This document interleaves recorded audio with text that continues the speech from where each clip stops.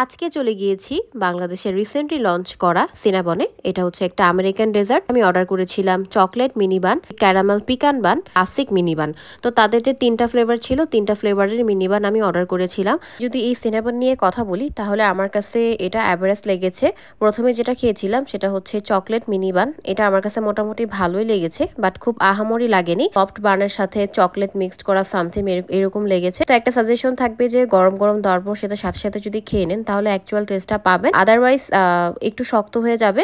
তো নেক্সট যেটা খেয়েছিলাম সেটা হচ্ছে ক্যারামেল পিকান বান। এটার মধ্যে উপরে একটু নাটস ছিল, এরপর হচ্ছে ক্যারামেল ছিল। তো আমার কাছে এটা টেস্টটা একটু ভালো লেগেছে, কারণ যেহেতু নাটসের ফ্লেভারটা ছিল। আর আরেকটা যেটা ছিল ক্লাসিক মিনি বান, সেটা আমার কাছে একদম অ্যাভারেজ লেগেছে, কারণ সেখানে দারুচিনি এলাচির ফ্লেভারটা অনেক বেশি ছিল।